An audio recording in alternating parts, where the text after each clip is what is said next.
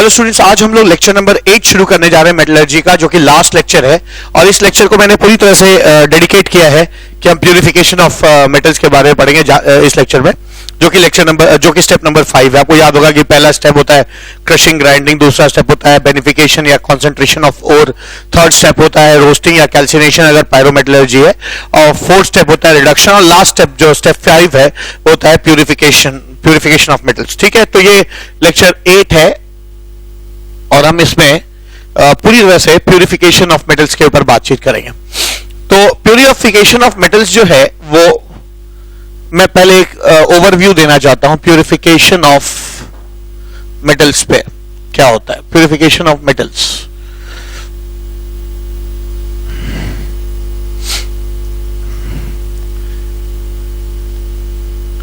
Purification of metals जो है उनको आप दो स्टेप्स में या दो पार्ट्स में बांट सकते हैं। एक फिजिकल मेथड, ठीक है, एक फिजिकल मेथड्स और दूसरा chemical methods. Chemical methods, physical methods जो हैं वो खुद भी 4 तरह के हो जाएंगे। ठीक है, तो 4 तरह के फिजिकल मेथड्स हैं, पहला, दूसरा, तीसरा और चौथा।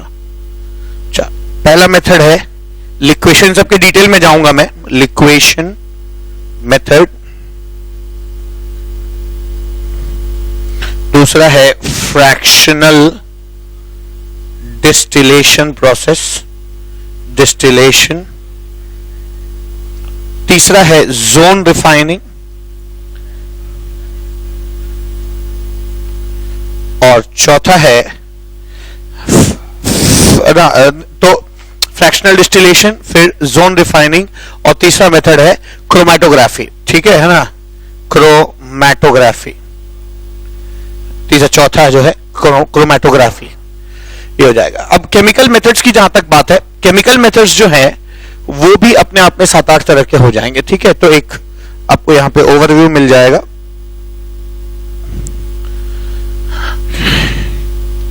Chemical methods, chemical methods.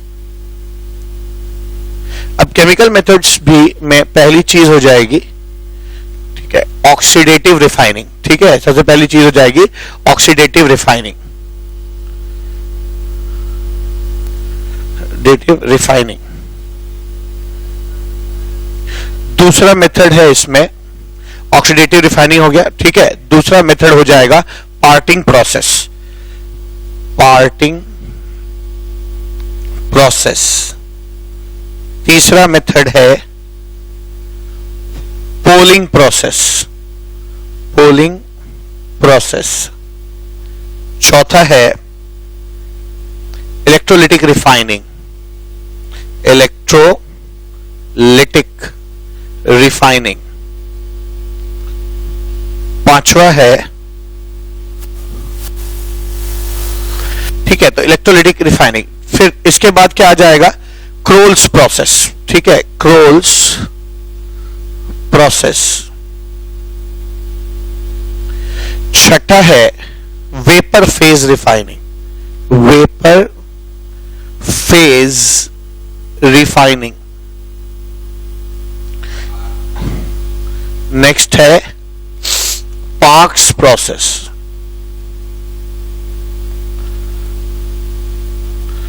और लास्ट है pudding process, pudding process.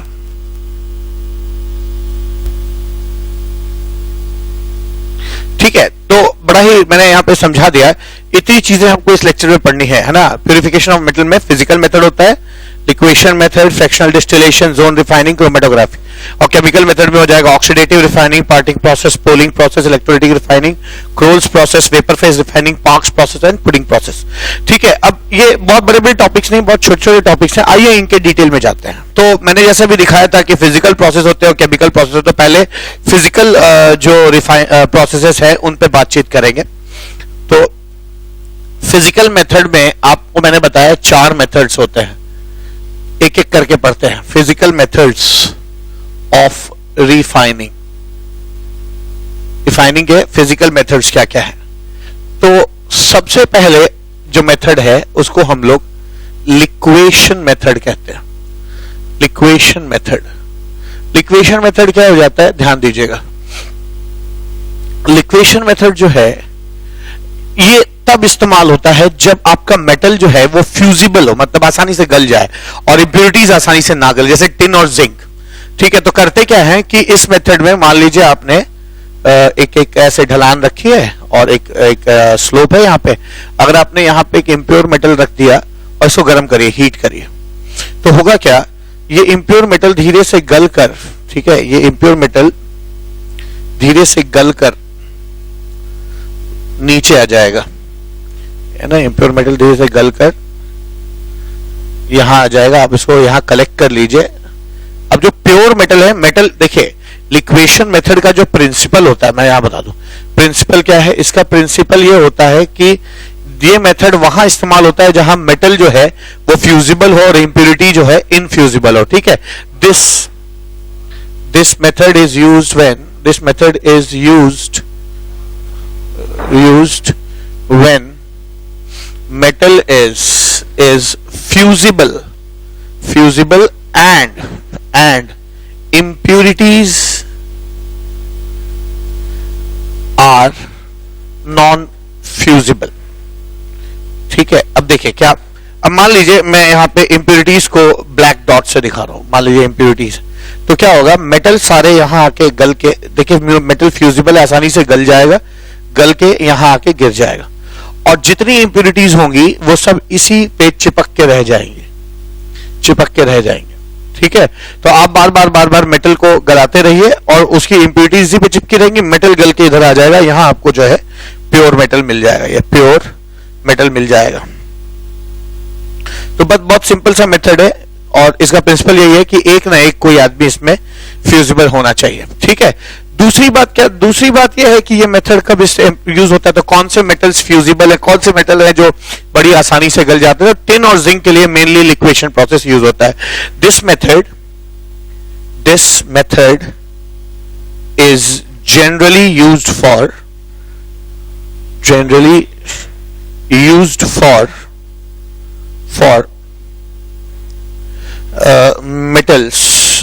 used for purification of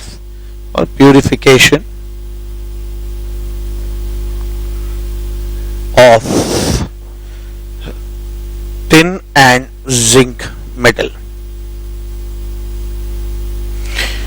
ठीक है, तो ये पहला मेथड तो हमने समझ लिया। 4 मेथड होते हैं इस फिजिकल मेथड में। ठीक है, तो पहला मेथड हम लोगों ने समझ लिया, लिक्वेशन मेथड।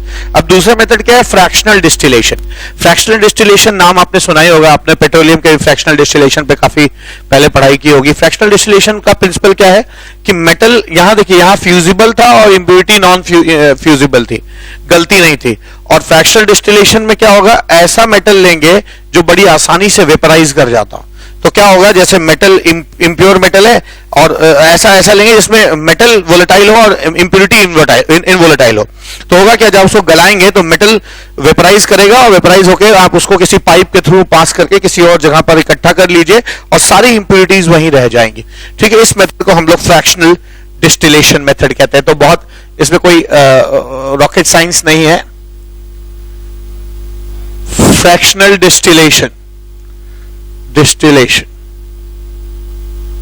अब इसका मैं प्रिंसिपल यहां लिख दे रहा हूं। फ्रैक्शनल डिस्टिलेशन का 2 ही बातें हैं। पहली चीज क्या, इसका प्रिंसिपल क्या है, किस कब ये इस्तेमाल करते हैं, तो इसका प्रिंसिपल ये है कि this method is used to purify those metals which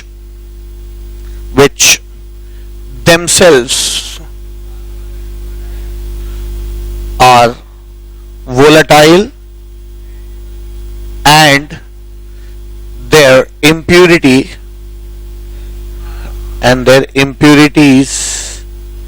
are non volatile। उल्टा भी हो सकता है। ठीक है, कि मेटल की इंप्योरिटी वोलेटाइल हो और मेटल जो है वो नॉन वोलेटाइल हो, ये भी हो सकता है, ठीक है। तो इसलिए यहां पे एक और चीज जोड़ूंगा, एंड वाइस वर्सा, ठीक है। एक बात, अब इसके कई सारे एग्जांपल्स हो सकते हैं जो इस मेथड से फ्रैक्शनल डिस्टिलेशन से सेपरेट होते हैं। फॉर एग्जांपल, है ना, जिंक तो होगा ही, जिंक बड़ी आसानी से, है ना, गल जाने वाला मेटल है, तो जिंक हो जाएगा, कैडमियम हो जाएगा, मर्क्यूरी लिक्विड स्टेट में पाया जाता है, ठीक है, जिंक, कैडमियम, मर्क्यूरी, है ना, are purified by this process, purified by this process. अगली चीज क्या, ठीक है, थर्ड मेथड है जोन रिफाइनिंग, ठीक है। तो मैं थर्ड मेथड यहां बताना चाहता हूं, जोन रिफाइनिंग। इसको हम लोग फ्रैक्शनल क्रिस्टलाइजेशन, ठीक है ना, फ्रैक्शनल क्रिस्टलाइजेशन मेथड भी कहते हैं, मेथड भी कहा जाता है, फ्रैक्शनल क्रिस्टलाइजेशन। अब जोन रिफाइनिंग का जो प्रिंसिपल है वो बड़ा सीधा सा है, ठीक है। जोन रिफाइनिंग जो है ना, वो जो है तब यूज होता है जब आपको बहुत हाई प्योरिटी के मेटल्स चाहिए होते हैं, जैसे सिलिकॉन है या जर्मेनियम है, कंप्यूटर चिप्स में, आईसीज में सिलिकॉन जर्मेनियम यूज होते हैं, तो ये बहुत ही हाई प्योरिटी के चाहिए। इसमें इंप्योरिटी होगी तो आपके, है ना, सॉलिड स्टेट डिवाइसेस या इलेक्ट्रॉनिक डिवाइसेस के परफॉर्मेंस पे फर्क पड़ेगा, ठीक है। अब इनको जो है क्या प्रिंसिपल होता है, देखिए प्रिंसिपल ये होता है कि जो मेटल्स में इंप्योरिटीज होती है वो गले हुए मेटल में ज्यादा डिसॉल्व करने की टेंडेंसी रखती है और सॉलिड मेटल में कम इंप्योरिटी डिसॉल्व करती है, ये इसका प्रिंसिपल है। और इस प्रिंसिपल को यूज करके हम कैसे प्यूरिफिकेशन करते हैं ये आपको भी मैं समझाऊंगा। तो पहली चीज क्या है कि मैं इसमें पहला पॉइंट ये लिखना चाहता हूं, फर्स्ट पॉइंट ये है कि ये मेथड तब इस्तेमाल करते हैं जब हमको हाई प्योरिटी के मेटल्स चाहिए। तो देखिए, दिस मेथड इज यूज्ड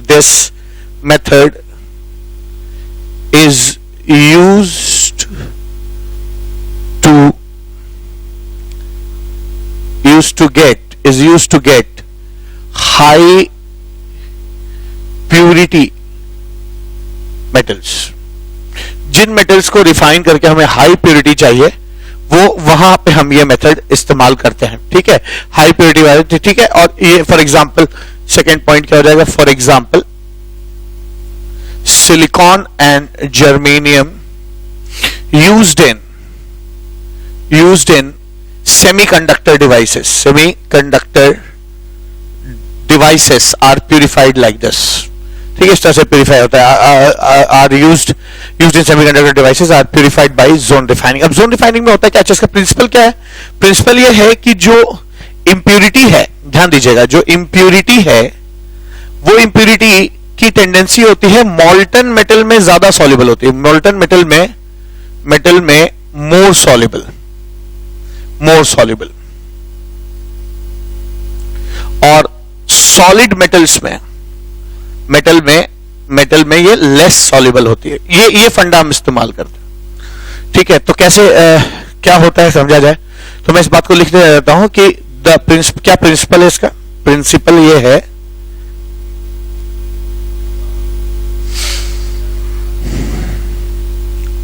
अब इसका प्रिंसिपल क्या है, the principle is that impurity dissolves more in molten metal than the solid state metal। The impurity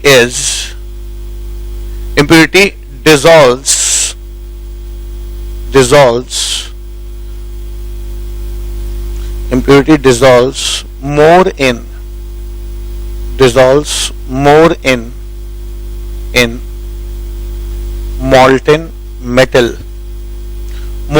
molten metal than in solid metals। अब होता क्या समझिए, ठीक है। अब होता क्या है कि मान लीजिए आप एक रॉड ले लीजिए, चलिए ये सिलिकॉन का रॉड है,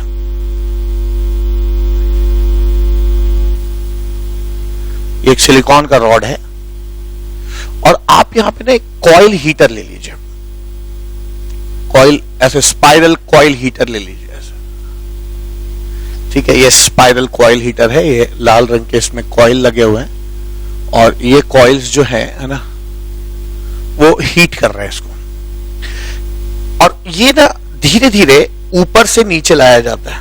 इसको क्या करते हैं, जैसे ये एक ऐसे समझिए कि ये एक सिलिकॉन का रॉड है, तो हीटर ऐसे ऐसे धीरे धीरे धीरे धीरे गर्म करके धीरे धीरे धीरे धीरे नीचे लाते हैं, फिर इसको निकाल लेते हैं, फिर इसको रिपीट करते हैं, फिर धीरे धीरे धीरे धीरे नीचे। तो ऐसे समझते हैं कि आप बार बार, अब हो क्या रहा है समझिएगा, होगा क्या, ये जो रॉड है यहां अगर मान लीजिए इस पॉइंट पर गल जाता है, ठीक है, किसी पॉइंट पर रॉड गलता है, या मैं इसको चलो फिर से ड्रॉ कर रहा हूं, ये रॉड यहां पे मैं फिर से ड्रॉ कर रहा हूं, अगर मान लीजिए कहीं पे ये गल जाता है, अभी ये हीटर यहां है तो यहां गल गई चीजें, तो मॉल्टन स्टेट में हो गया।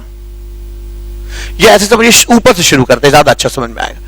आप क्या करिए, ये रॉड है, आपने पहले एकदम यहां पे हीटर है, एकदम ऊपर हीटर है, यहां गर्म कर रहा है, तो ये चीज मेल्ट कर जाएगी, मेल्ट कर जाएगी, और जितनी इंप्यूरिटीज हैं वो इस मॉल्टन स्टेट में घुल जाएंगी, जो यहां की इंप्यूरिटीज होंगी। अब इंप्यूरिटी, क्योंकि मॉल्टन मेटल में इंप्यूरिटीज ज्यादा सॉल्युबल होती है, ऐसा प्रिंसिपल है, देखा गया है।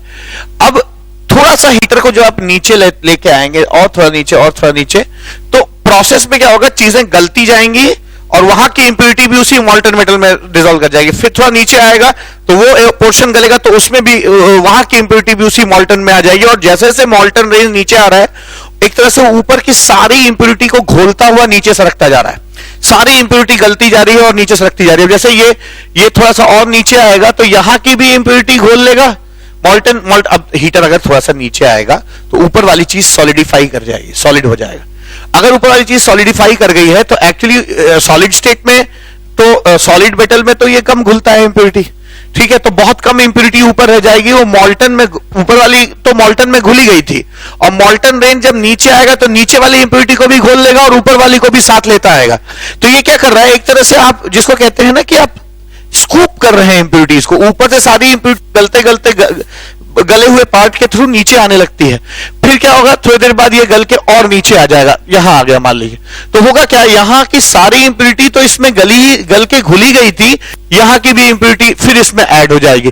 तो हो क्या रहा है, जो ये जोन रिफाइनिंग का एक जोन, मॉल्टन मेटल का जो जोन है वो धीरे धीरे नीचे आता है और ऊपर से अपनी सारी इंप्यूरिटीज उसमें घोलता हुआ आता है। ऐसा इसलिए क्योंकि इंप्यूरिटीज की मॉल्टन मेटल में घुलने की टेंडेंसी ज्यादा होती है। तो जब ये एकदम नीचे तक आ जाएगा तो यहां इंप्यूरिटी आके इकट्ठा हो जाएगा, आपने हीटर हटा दिया या सॉलिडिफाई कर गया, सारी इंप्यूरिटी यहां जाए, फिर से ये प्रोसेस, अब कुछ इंप्यूरिटी ऊपर फिर रह गई होगी, फिर से यही काम करिए, जो बची कुछ इंप्यूरिटी है उसको भी धीरे धीरे धीरे मॉल्टन तरीके से मेल्ट करके नीचे तक ले आ देंगे, फिर इसको रिपीट करेंगे, करते करते करते एक तरह से क्या होगा, सारी इंप्यूरिटीज नीचे आके जमा हो जाएंगी। अब करते क्या है, इसको यहां से कट कर देते हैं, इसको कट कर देते हैं।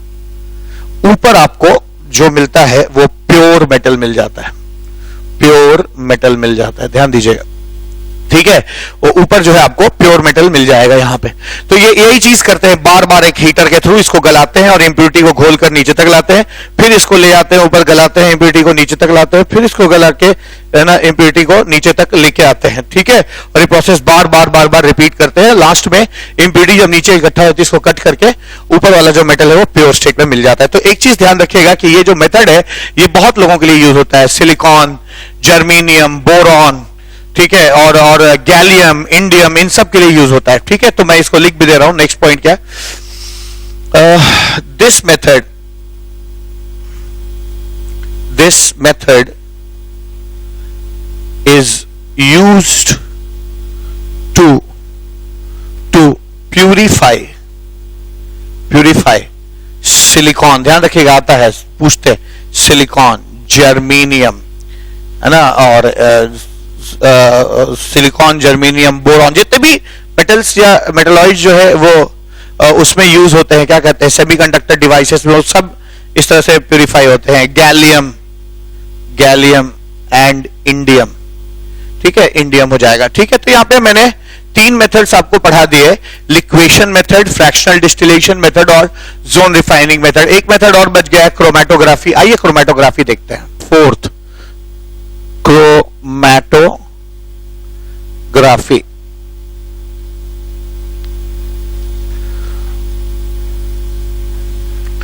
क्रोमेटोग्राफी जो है ना, ये इस प्रिंसिपल पर बेस्ड होता है कि अलग अलग कंपोनेंट जो है, मान लीजिए एक मिक्सचर है जिसमें बहुत सारे अलग अलग कंपोनेंट्स हैं, तो किसी एड्सॉर्बेंट पे, जिसपे एड्सॉर्बेंट मतलब जिसपे कोई चीज चिपकती हो, एड्सॉर्बेंट पे डिफरेंटली एड्सॉर्ब होता है। जो जो जो ज्यादा एड्सॉर्ब होगा वो पहले चिपक जाएगा, जो कम एड्सॉर्ब होगा वो थोड़ा आगे बढ़ जाएगा। ठीक है, तो आपने देखा होगा, अगर आप एक ड्रॉप इंक ले लें, अब तो इंक मिलता नहीं है, लोग फाउंटेन पेन से नहीं लिखते हैं, लेकिन हम लोगों ने देखा बचपन में कि अगर आप इंक हो कहीं गिरा हुआ है और आप उस पर पेपर टच कराते तो वो पेपर ब्लॉक कर जाता है, और थोड़ी देर अगर आप बहुत देर छोड़ देंगे उस पेपर को लटका के, तो आप अलग अलग जो इंक के कलर्स हैं वो सब अलग अलग लेवल पे पेपर के दिखाई पड़ते हैं। इसको पेपर क्रोमेटोग्राफी कहते हैं। और आपको, अगर आप मानते हैं कि इंक में से आप रेड कलर सेपरेट करना चाहते हैं, तो एक पेपर का स्ट्रिप ले लीजिए, इंक में डुबो के उसको लटका दीजिए। क्या होगा, जो कलर ज्यादा एड्सॉर्ब होगा पेपर में वो पहले रुक जाएगा, जो कम एड्सॉर्ब होगा थोड़ा नीचे तक आएगा, और कम एड्सॉर्ब आपने लटका दिया है, इंक में डुबोया ऐसे, और ऐसे लटका दीजिए। अब वो इंक जो है वो जब नीचे आएगा तो अलग अलग कंपोनेंट्स उसके अलग अलग लेयर में एड्सॉर्ब हो जाएंगे, क्योंकि जो कंपोनेंट ज्यादा एड्सॉर्ब हो रहा होगा वो पहले चिपक जाएगा, जो कम एड्सॉर्ब होगा थोड़ा नीचे आके रुकेगा। ठीक है, और ज्यादा जो बिल्कुल ही एड्सॉर्ब नहीं हो रहा वो और नीचे चला जाएगा, और जो बिल्कुल भी एड्सॉर्ब नहीं हो पेपर से पास करके नीचे गिर जाएगा, है ना। तो इसको पेपर क्रोमेटोग्राफी कहते हैं। और भी तरह की क्रोमेटोग्राफी होती है, जैसा मीडियम हो एड्सॉर्बेंट का, या क्या आप कंपोनेंट का क्या मीडियम है जिसको आप एड्सॉर्ब करा रहे हैं। ठीक है, इन सब के ऊपर भी है ना नाम डिपेंड करता है। तो प्रिंसिपल क्या है, पहले तो क्रोमेटोग्राफी का प्रिंसिपल क्या है, फर्स्ट पॉइंट प्रिंसिपल ये है, प्रिंसिपल ये है कि different components of a mixture are differently adsorbed on an adsorbent. ये प्रिंसिपल है। different components of a mixture are differently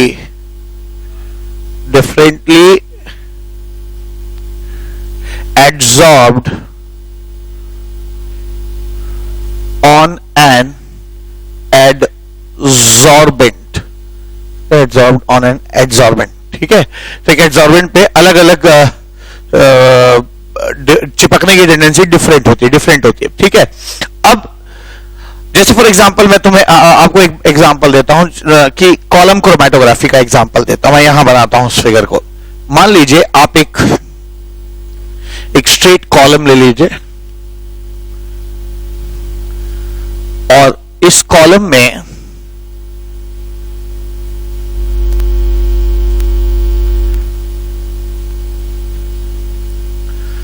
lab method है ये। आप एक यहां पे बीकर ले लीजिए, एक फ्लास्क ले लीजिए, या एक ऐसे जहां आप चीजों को स्टोर कर सकते हैं, स्टॉप कॉक है, और इसके अंदर कोई मिक्सचर भर दीजिए। इसके अंदर आपने कोई मिक्सचर भर दिया है, और यहां पर आप जो है कुछ एड्सॉर्बेंट डाल दीजिए।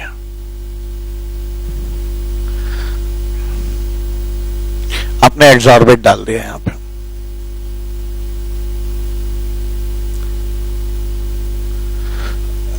अब हुआ क्या, और एड्सॉर्बेंट डाल दिया आपने। अब करिए क्या, यहां पे एक बीकर और लगा दीजिए, इसलिए कि अगर कोई चीज एड्सॉर्ब नहीं होगी तो वो इसमें गिर जाएगी। ठीक है, इसमें गिर जाएगी। अब होगा क्या, आप जब इसको बूंद बूंद बूंद बूंद जाने देंगे इसमें से, तो होगा कि ये एड्सॉर्बेंट है, ध्यान दीजिएगा, दिस इज एड्सॉर्बेंट, इसमें चीजें चिपकती है, और ये एक मिक्सचर है, this is mixture of components, कई कंपोनेंट्स हैं इसमें, तो इसमें मिक्सचर है कंपोनेंट्स। और लास्टली ये चीज इसमें से फ्लो करते करते जो चीज बच जाती है वो बूंद बूंद जो है इसमें गिर जाती है। यानी इसमें गिरने का मतलब ये चीज, इसका कोई एक कंपोनेंट है जो इसमें एड्सॉर्ब नहीं हुआ। अब इस फेनोमेना को हम कॉलम क्रोमेटोग्राफी कहते हैं, कॉलम क्रोमेटोग्राफी। अब होता क्या है, जब ये प्रोसेस हो जाएगा तो कुछ इस तरह की घटना घटेगी। आप देखेंगे कि जो कॉलम आपने लिया है, इस कॉलम में इस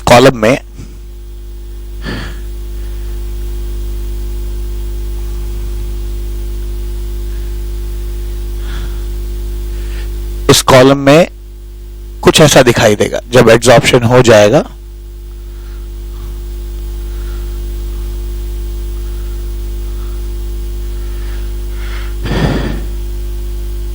तो ये तो खैर एड्सॉर्बेंट है ही इसमें।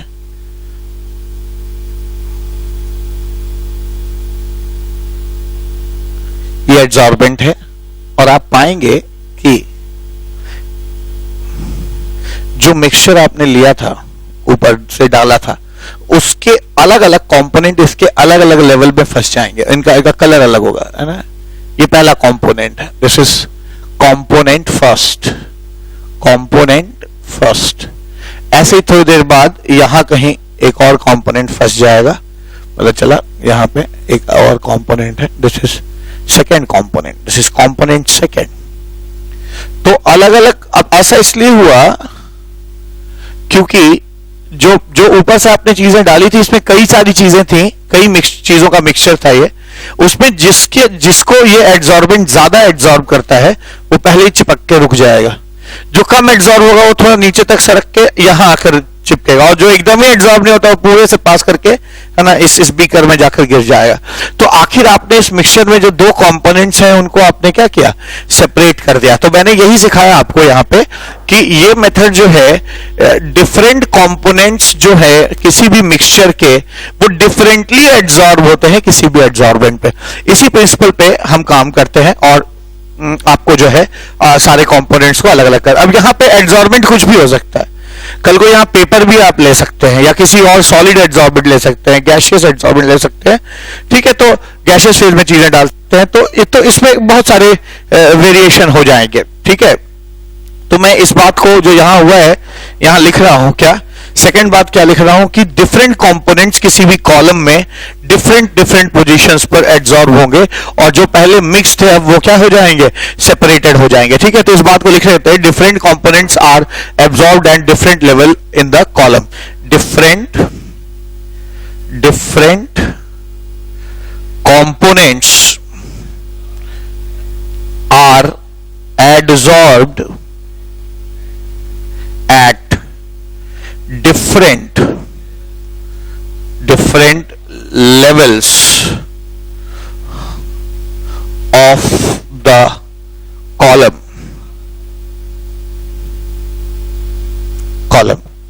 at different level of the column, ठीक है। एक बात हो गई। अगली बात क्या, अगली बात यह है कि जो है इन कंपोनेंट्स को हम रिमूव करते हैं, उसको इल्यूटिंग कहते हैं, ठीक है। जब ये कॉलम्स, जब आपने पूरा ये प्रोसेस कर लिया और अलग अलग कंपोनेंट्स अलग अलग जोन में चिपक के रह गए, अब हम एक पर्टिकुलर सॉल्वेंट डालेंगे जिसमें एक पर्टिकुलर कंपोनेंट घुल के नीचे गिर जाएगा।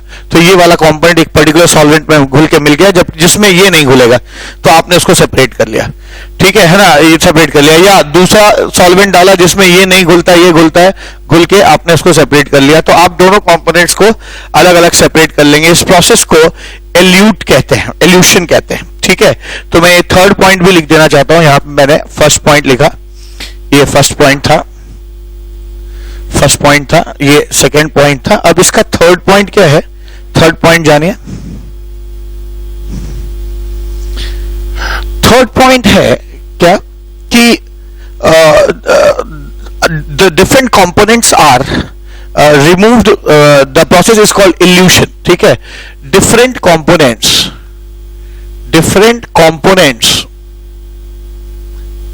of column chromatography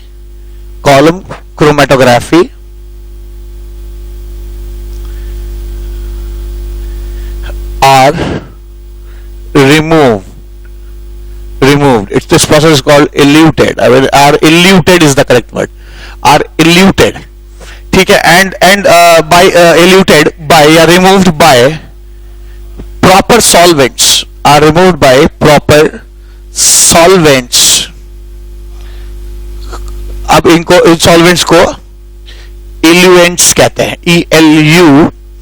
ELUANT, ठीक है, इल्यूएंट कहा जाता है, इल्यूएंट कहा जाता है, remove by proper solvent called eluent. तो ये आपका कॉलम क्रोमैटोग्राफी हो गया। अब ध्यान दीजिएगा कि अब इसको कॉलम क्रोमैटोग्राफी क्यों कहते हैं, क्योंकि कॉलम है, ठीक है। तो आप जिस कंपोनेंट को डाल रहे हैं उसका क्या फेज है, लिक्विड फेज है, सॉलिड फेज है, गैसियस फेज है, या एड्सॉर्बेंट किस तरह का है। पेपर क्रोमैटोग्राफी वर्ड इसीलिए आया, ठीक है। तो पेपर यूज कर रहे हैं या कोई और वो यूज कर रहे हैं, तो एड्सॉर्बेंट कैसा है, कौन क्या है, कंपोनेंट का मिक्सचर जो यूज किया है उसका फेज क्या है, या किस मेथड से ये जो मिक्सचर है ये इस एड्सॉर्बेंट से पास कर रहा है, गैसियस फेज में पास कर रहा है तो गैस क्रोमैटोग्राफी हो जाएगी, तो गैसियस फेज में पास कर रहा है कि लिक्विड फेज में पास कर रहा है, इसके आधार पर क्रोमैटोग्राफी को हम अलग अलग नाम देते हैं, ठीक है। तो मैं इस बात को भी लिख देना चाहता हूं, क्या मैं चाहता हूं कि बेस्ड ऑन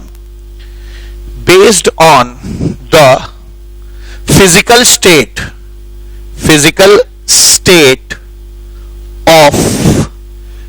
ऑफ मिक्सचर, या और मूविंग मीडियम कह सकते हैं इसको, ऑफ मूविंग मीडियम,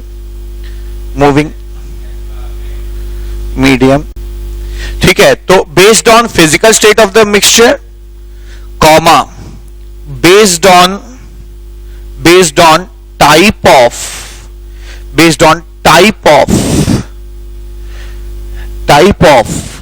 एडसॉर्बेंट, कौन सा टाइप है एडसॉर्बेंट का, based on type of adsorbent and the method of passage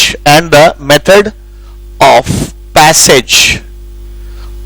mixture किस तरह से पास कर रहा है, गैसियस फेज में पास कर रहा है, सॉलिड स्टेट में कैसे पास कर रहा है ना, and the method of passage of mixture we give name to chromatography, हम क्रोमैटोग्राफी को नाम देते हैं, ठीक है। इन्हीं चीजों पे बेस्ड हम नाम देते हैं। और ध्यान दीजिएगा कई तरह की क्रोमैटोग्राफी हो जाएगी, ठीक है। Name to the chromatography, for example इसी को कंटिन्यू कर देते हैं। फॉर एग्जाम्पल पेपर क्रोमैटोग्राफी, इसमें हम पेपर यूज करते हैं, पेपर क्रोमैटोग्राफी। दूसरा गैस क्रोमैटोग्राफी,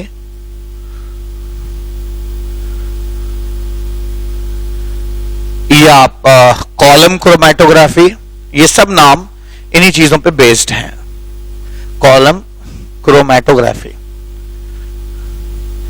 ध्यान दीजिएगा क्रोमैटोग्राफी कब इस्तेमाल होती है, क्रोमैटोग्राफी तब इस्तेमाल होती है जब मिक्सचर के दो कंपोनेंट्स फिजिकली और केमिकली एक दूसरे से बहुत डिफरेंट नहीं होते हैं, है ना। और फिजिकली या केमिकली एक दूसरे से डिफरेंट ना होने का मतलब है कि वो बहुत ज्यादा आपस में मैच करते हो और ऊपर से वो माइन्यूट क्वांटिटी में प्रेजेंट हो, ठीक है। तो ये दो वजहों से, दो जब रिक्वायरमेंट्स मिलती हैं तब वहां पे क्रोमैटोग्राफी यूज करते हैं, ठीक है। समझ में आ रही बात आप लोगों को, ठीक है। तो मैं यहां पे लिखना चाहता हूं, क्या लिखना चाहता हूं, मैं यहां पे लिखना चाहता हूं last point, chromatography, fifth point, chromatography is used for those mixtures where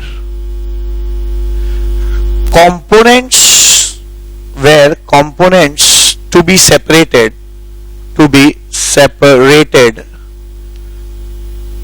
are not very different from each other,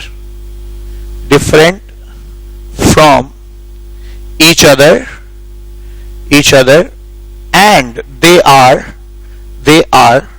present in minute quantities, ठीक है, तो माइन्यूट क्वांटिटीज में प्रेजेंट हो। तो मैंने यहाँ पे आपको क्रोमेटोग्राफी, जो कि चौथा फिजिकल प्यूरिफिकेशन का मेथड है, समझाया है। क्रोमेटोग्राफी में प्रिंसिपल क्या होता है कि अलग अलग कंपोनेंट्स जो है वो डिफरेंटली एब्जॉर्ब होते हैं किसी एब्जॉर्बेंट में, है ना। और कॉलम क्रोमेटोग्राफी में ये चीज मैंने यहाँ करके दिखाई है कि अगर आप ऊपर से मिक्सचर डालेंगे तो अलग अलग जगह पे चीजें एब्जॉर्ब होगी। यहाँ पे मैंने बताया कि, है ना, जो डिफरेंट कंपोनेंट्स हैं उनको एक पर्टिकुलर सॉल्वेंट इल्यूएंट में डिसॉल्व करते हैं और इसको प्रोसेस को इल्यूशन कहते हैं।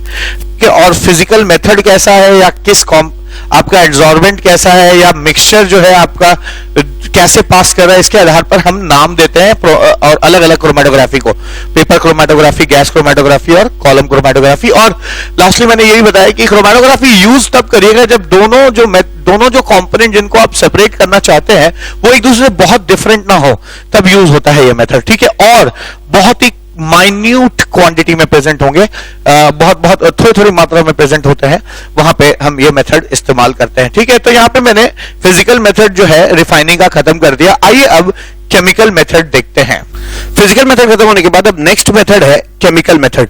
केमिकल मेथड में मैंने बताया था आपको शुरुआत में 7-8 तरह के मेथड्स होते हैं, तो एक एक करके पढ़ते हैं। पहला है ऑक्सीडेटिव रिफाइनिंग, ठीक है। तो केमिकल मेथड्स बता रहा हूं मैं रिफाइनिंग के, chemical methods.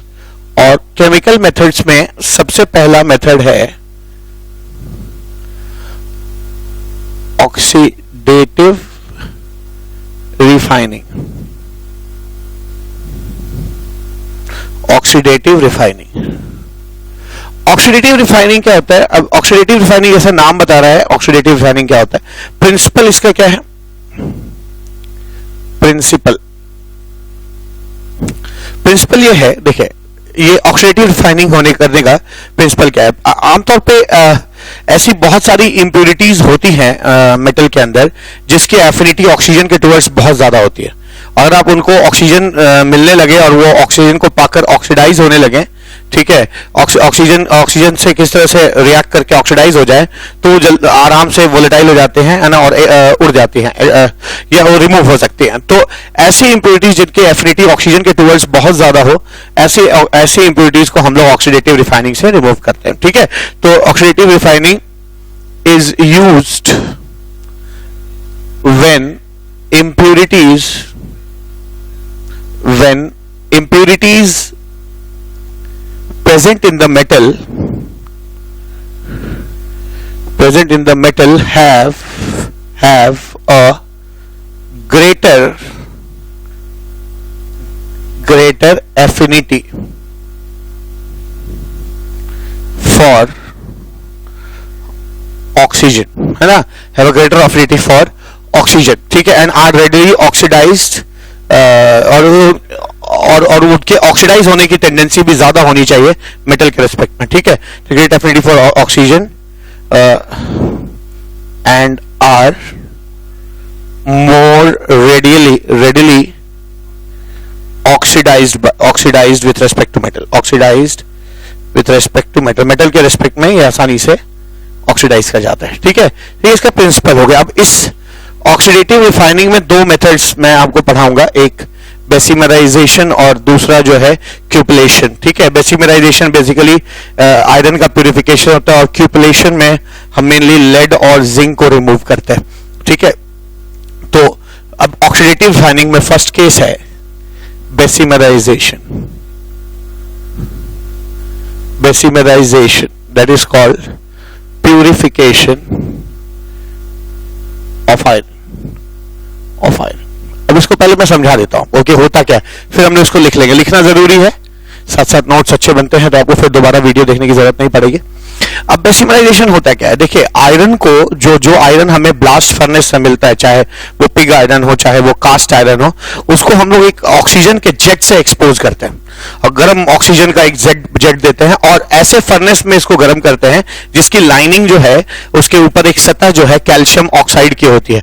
Calcium oxide basic होता है और जितनी भी एसिडिक ऑक्साइड्स बनते हैं इस ऑक्सीजन जो गर्म आप दे रहे हैं, इससे जितने भी एसिडिक ऑक्साइड्स बनते हैं वो सब इस बेसिक ऑक्साइड से रिएक्ट करके कंपाउंड बनाते हैं जो सॉल्ट सॉल्युबल होते हैं और निकल आते हैं, ठीक है। तो मैं इसका एक एग्जांपल देता हूं। क्या जैसे होता क्या है, फॉर इंस्टेंस फास्फोरस, अगर आयरन में फास्फोरस मौजूद है तो ये फास्फोरस ऑक्सीजन से कंबाइन करके P4O10 बना देगा ठीक है। और ये जो P4O10 है ये उसके अंदर मौजूद जो कैल्शियम ऑक्साइड है उससे कंबाइन करके कैल्शियम फॉस्फेट बना देगा, और ये सॉल्ट काफी सॉल्युबल होता है और पानी में घुलकर अगर आप पानी में इसको जब उसको वाटर से धोएंगे तो ये सारा सॉल्ट जो है बह के निकल जाएगा। ठीक है, आप इसको बैलेंस कर सकते हैं। यहाँ पे 4 है, यहाँ पे 4 हो जाएगा, फिर 12 6 हो जाएगा। ठीक है,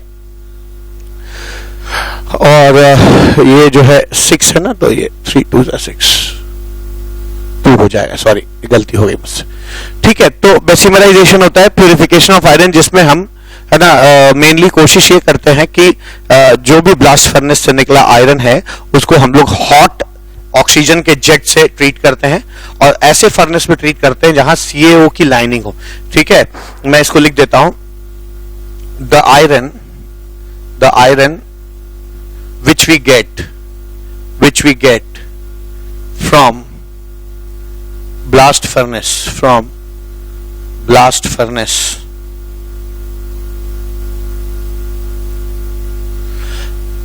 iron which we get from blast furnace, pig iron और cast iron की बात कर रहा हूं, cast iron is heated in a jet, या is exposed, ज्यादा अच्छा वर्ड रहेगा, is exposed to a jet of oxygen, is exposed to a jet of oxygen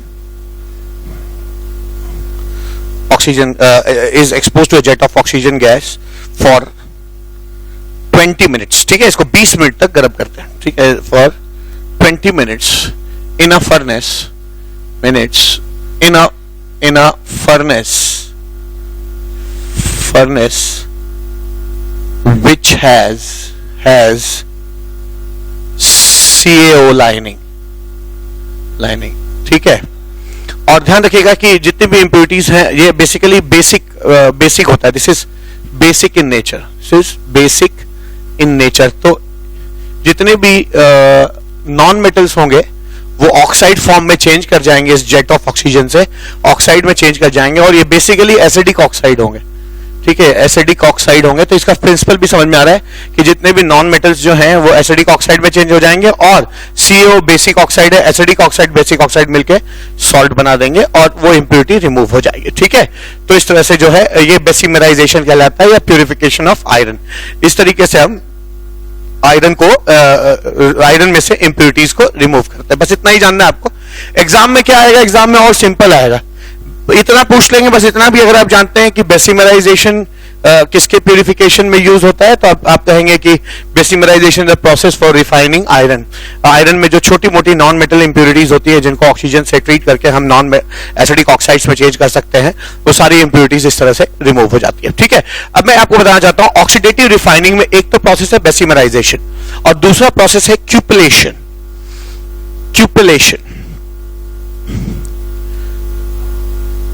क्यूपलेशन से हम लेड और जिंक को रिमूव करते हैं। रिमूवल ऑफ लेड और जिंक, लेड और जिंक को हम रिमूव करते हैं। अब देखिए होता क्या है इसमें क्यूपलेशन। क्यूपल क्या होता है? क्यूपल जो है एक बोट शेप बोन ऐश या सीमेंट का बना बर्तन होता है। ठीक है, उस बर्तन में हम क्या करते हैं, जो भी मेटल जिसकी सफाई करनी है उसको डाल देते हैं और उसमें जेट ऑफ हॉट एयर डालते हैं। जेट ऑफ हॉट एयर डालने से क्या होता है, जितना भी लेड उसमें मौजूद है, ठीक है, वो सारा लेड जो है वो ऑक्सीडाइज करके लेड ऑक्साइड में चेंज कर जाता है और वेपराइज कर जाता है। ठीक है ना, तो इस तरह से हमको जो बाकी जो बच जाता है वो अक्सर जो है प्योर मेटल बच जाता है। जैसे सिल्वर जो है उसमें जो लेड मौजूद होता है उसकी या जिंक मौजूद होता है उसकी सफाई ऐसे ही करते हैं। ठीक है, तो क्यूपलेशन में होता क्या है, क्यूपल एक बोट शेप का बर्तन होता है। ठीक है, एक बोट शेप का एक बर्तन ले लीजिए, उसको क्यूपल कहते हैं। ठीक है, क्यूपल हो गया, कॉल्ड क्यूपल, इसको हम क्यूपल कहेंगे, क्यूपल कहा जाएगा। अब ये क्यूपल जो होता है ये बोट शेप्ड होता है, बोट शेप्ड कहते हैं इसे, बोट शेप्ड। और इसमें मेटल डाल दिया जाता है। इसमें इम्प्योर मेटल है, ठीक है, ये इम्प्योर मेटल है, इम्प्योर मेटल, ठीक है, ये इम्प्योर मेटल है और इम्प्योर मेटल है और इसमें हम करते क्या है, एक जेट ऑफ हॉट एयर डालते हैं। ये मान लीजिए कोई ऐसा जेट ऑफ हॉट एयर इसमें डालते हैं, ठीक है, jet of hot air jet. और ध्यान रखिए ये जो क्यूपल है ये it is made up of bone ash या सीमेंट का बना होता है, ठीक है, सीमेंट का बना होता है। हॉट एयर डालने से क्या होता है, जितनी भी इसके अंदर इंप्योरिटी, जैसे लेड ही ले लीजिए, ठीक है, अब होगा क्या, ये जो जेट ऑफ हॉट एयर है ये करेगा क्या, लेड को ऑक्सीडाइज कर देगा, ठीक है। अब लेड जब ऑक्सीडाइज होके लेड ऑक्साइड में चेंज होता है, ठीक है, पीबीओ में चेंज होगा, तो याद रखिए ये तो सॉलिड होता है, ये गैस होता है और पीबीओ भी गैसियस स्टेट में होता है, ठीक है, उड़ जाएगा ऐसे, ठीक है, ये उड़ जाएगा ऐसे, उड़ जाएगा और वेपराइज कर जाएगा, ठीक है, वेपराइज कर जाएगा। तो इस तरह से जितनी भी, या जिंक ही ले लीजिए, अगर जिंक भी उसमें मौजूद है तो वो भी ऑक्सीजन से रिएक्ट करके जिंक ऑक्साइड में चेंज कर जाएगा और उड़ जाएगा।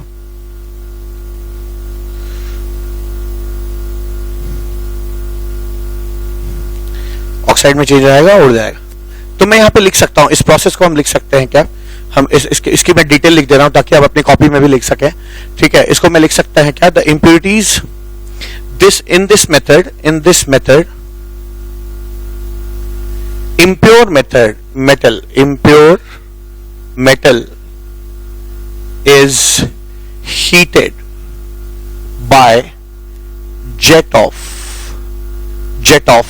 hot air, ठीक है, इसमें हम जेट ऑफ हॉट एयर से हीट करते हैं। The impure metal is kept in cupel, ठीक है, impure metal को क्यूपल में रखते हैं और उसको हॉट एयर से ट्रीट करते हैं। होता क्या है, ऐसा अगर आप करेंगे, ठीक है, हॉट एयर में रखेंगे तो जो प्योर मेटल जो भी है इसमें क्यूपल में वो वहीं रह जाएगा, जबकि इम्प्योर मेटल जो है वो जो है ऑक्सीडाइज कर जाएगा और एस्केप कर जाएगा। तो the impure metal such as lead and zinc will oxidize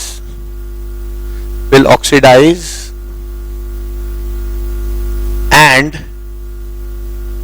will escape, ये escape कर जाएगा, and only pure metal will remain in cupel, pure metal will remain in cupel. तो ये ऑक्सीडेटिव रिफाइनिंग में 8 मेथड्स हैं, जिसमें से मैंने पहला मेथड बताया आपको, नहीं, केमिकल मेथड्स में 8 मेथड्स हैं, जिसमें मैंने आपको फर्स्ट मेथड बताया ऑक्सीडेटिव रिफाइनिंग, जिसमें पहला मेथड मैंने बताया आपको बेसिमराइजेशन और दूसरा मेथड बताया आपको क्यूपलेशन। इसमें दोनों में ऑक्सीडेशन होता है। आइए अब सेकंड मेथड देखते हैं, पार्टिंग प्रोसेस किसे कहते हैं। सेकंड प्रोसेस है parting process.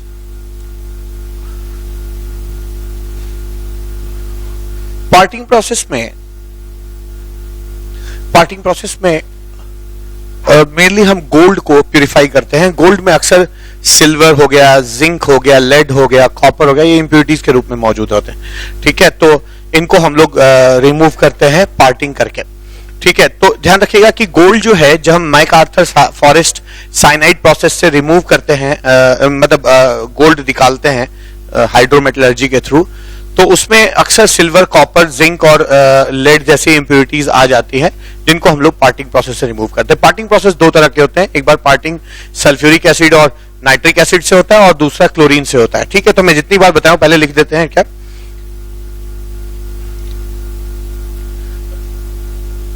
Crude gold obtained by MacArthur Forest cyanide process contains copper, silver, zinc and lead as impurities.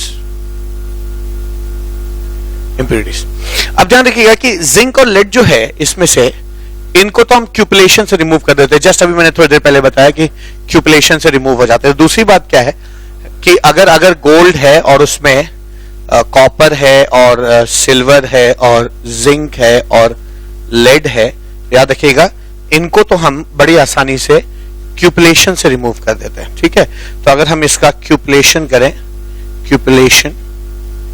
तो ये दोनों तो रिमूव हो जाएंगे। तो बचेगा क्या? सिल्वर, गोल्ड के साथ बचेगा सिल्वर और कॉपर इंप्योरिटी के रूप में। अब ध्यान दीजिएगा यहां पे हम करते क्या हैं, यहां पे हम पार्टिंग करते हैं।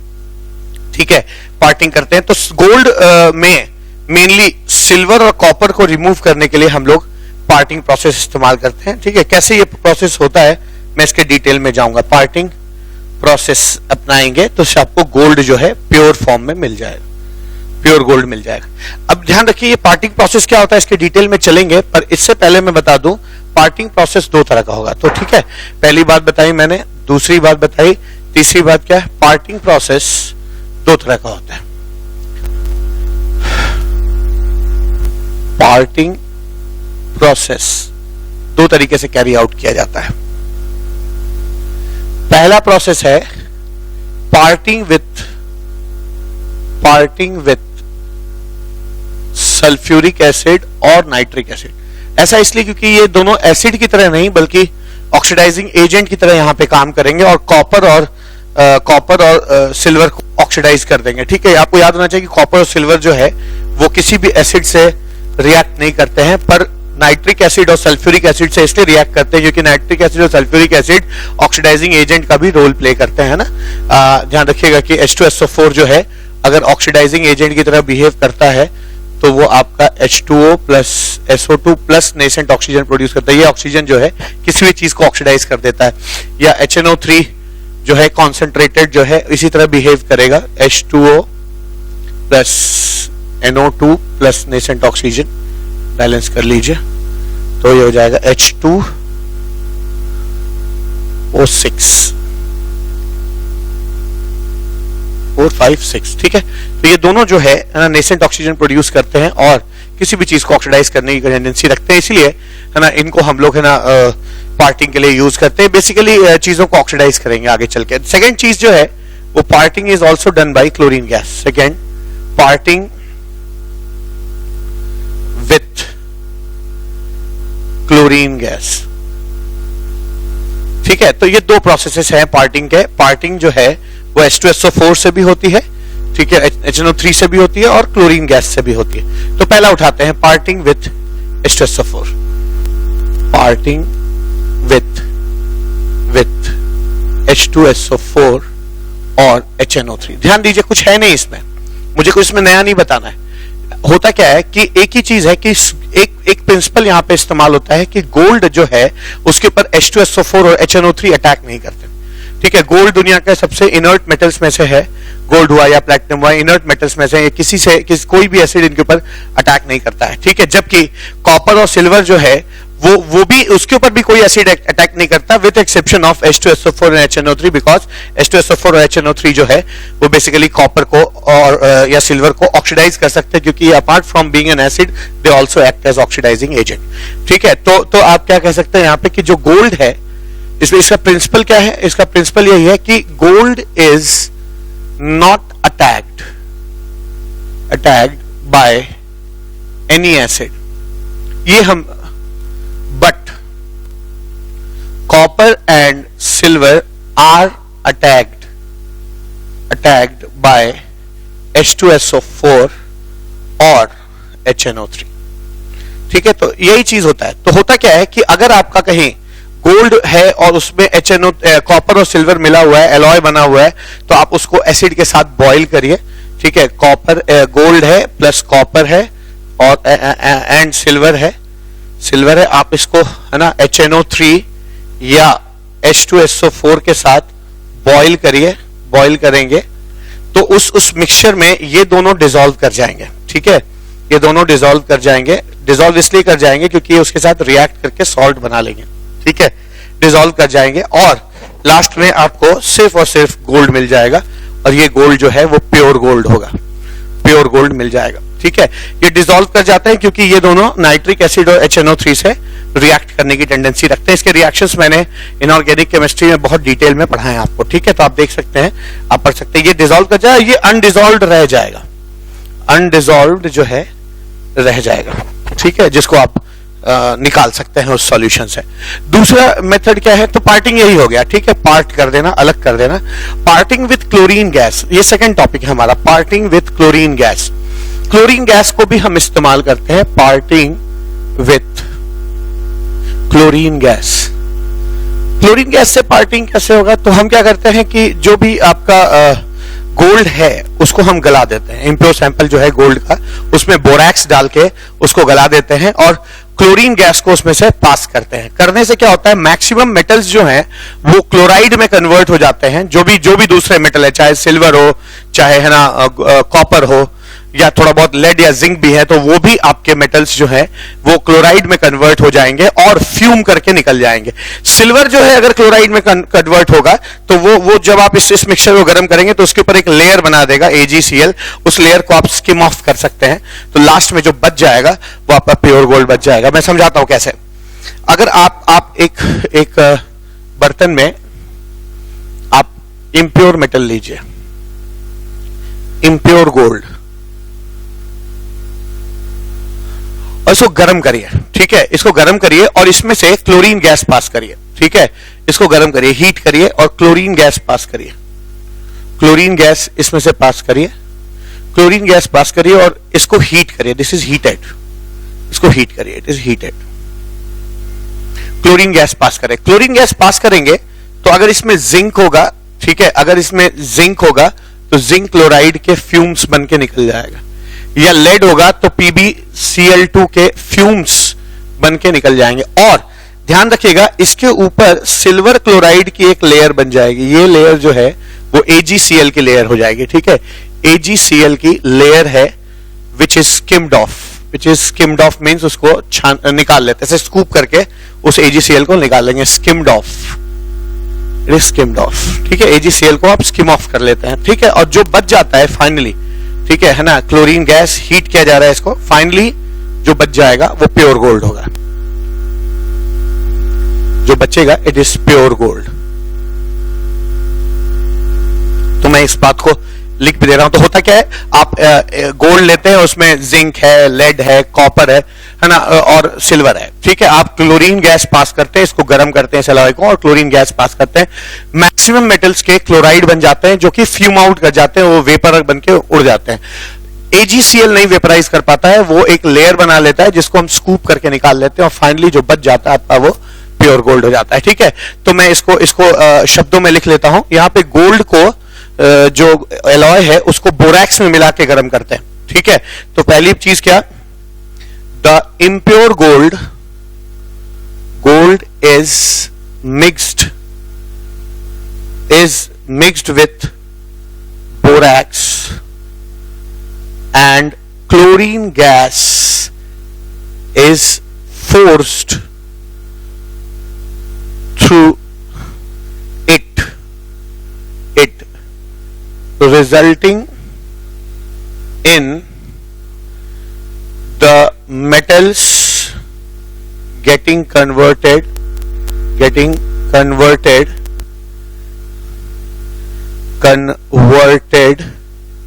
to chlorides that passes away as fumes। ठीक है, फ्यूम्स की तरह निकल जाता है। ठीक है, एट हाई टेम्परेचर। ठीक है, हाई टेम्परेचर पे गर्म कर रहे हैं तो, है ना। और AgCl जो है एक लेयर फॉर्म करता है। AgCl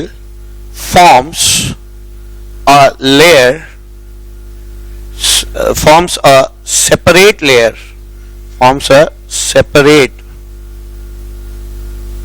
separate layer which is skimmed off, सबसे ऊपर बनता है लेयर है ना, which is skimmed off,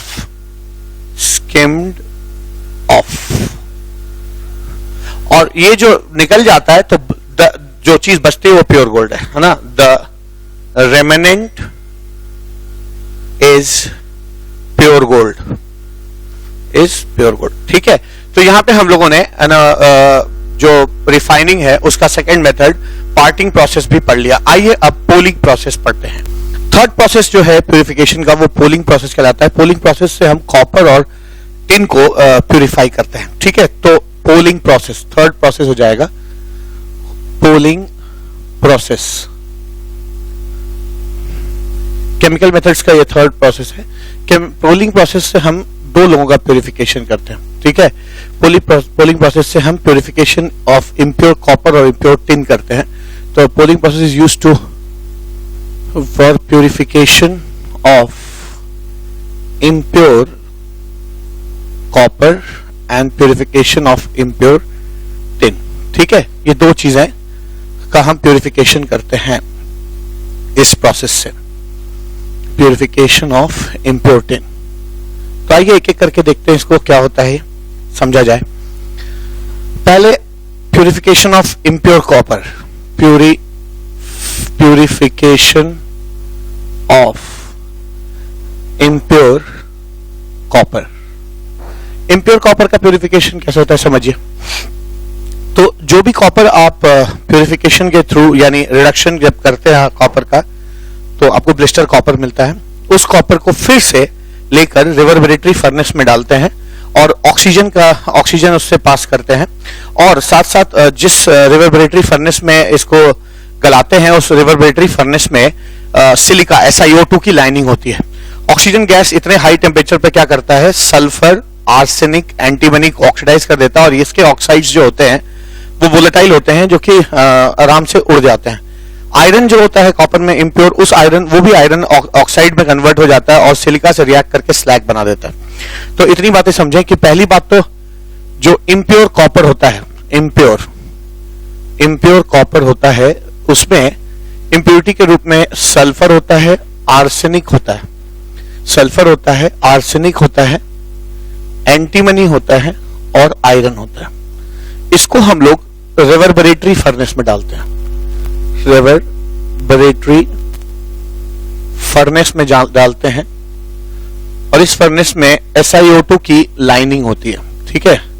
SiO2 की लाइनिंग होती है और इसमें jet of oxygen gas pass की जाती है ना, jet of oxygen gas pass करते हैं। ऐसा करने से क्या होता है, ध्यान दीजिएगा, जितना भी सल्फर है वो ऑक्सीडाइज होके SO2 में चेंज कर जाएगा, ये भी उड़ जाएगा। आर्सेनिक जो होगा वो ऑक्सीजन से कंबाइन करके AS2O3 में चेंज कर जाएगा, और ये भी वोलेटाइल होता है, ये भी उड़ जाएगा ना। आप इसको बैलेंस कर सकते हैं।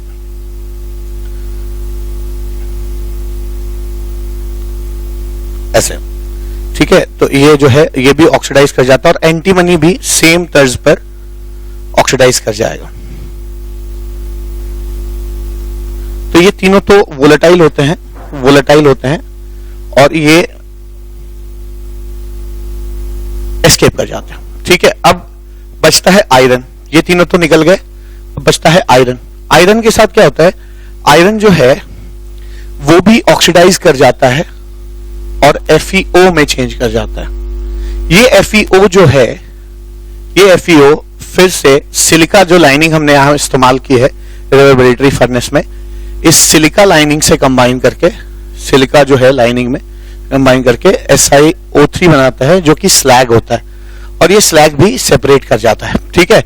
तो स्लैग सेपरेट कर जाता है। अब एक चीज और इसमें इम्प्योरिटी के रूप में ना बच जाता है क्या, कि जो मोल्टन अब जो कॉपर बचता है उसमें थोड़ा बहुत CuO भी होता है, ठीक है। इम्प्योरिटी के रूप में CuO भी होता है। ध्यान दीजिएगा, ये तीनों तो वोलेटाइल होके उड़ जाते हैं ऐसे।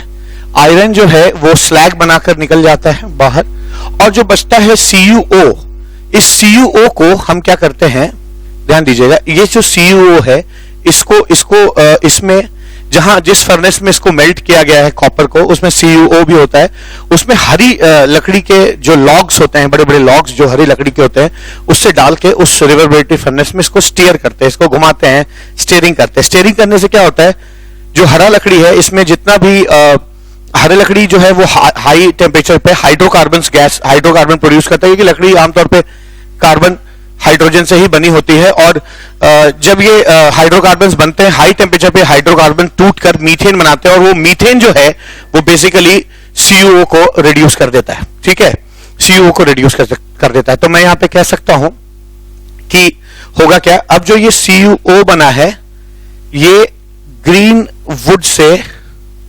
वुड के लॉग से स्टीयर किया जाता है, स्टीयर करते हैं।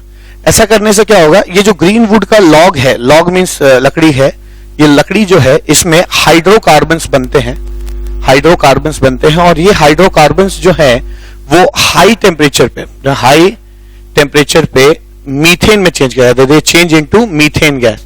और ये जो मीथेन गैस है, ये जो भी कॉपर ऑक्साइड यहां पे बच गया है, ठीक है, ये जो भी कॉपर ऑक्साइड यहां पे बच जाता है, इस कॉपर ऑक्साइड से मीथेन रिएक्ट करके, या ये जो कॉपर ऑक्साइड है उससे मीथेन गैस रिएक्ट करती है और आपको CO2 गैस बनती है।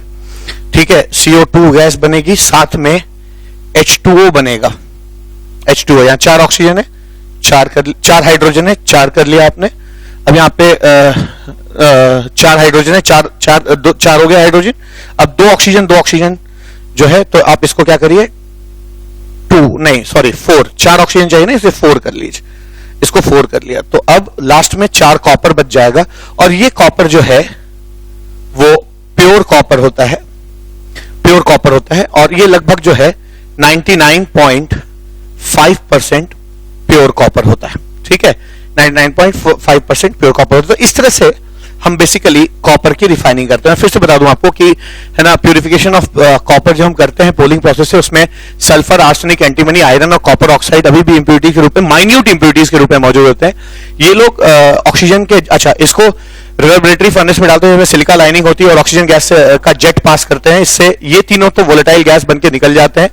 आयरन इसी ऑक्सीजन से रिएक्ट करके आयरन ऑक्साइड में चेंज करता है, जो सिलिका लाइनिंग की वजह से स्लैग बनके उड़ जाता है, और जो कॉपर ऑक्साइड बच जाता है उसको हम हरी लकड़ी से, ग्रीन वुड से के लॉग से स्टीयर करते हैं, ऐसे घुमाते हैं।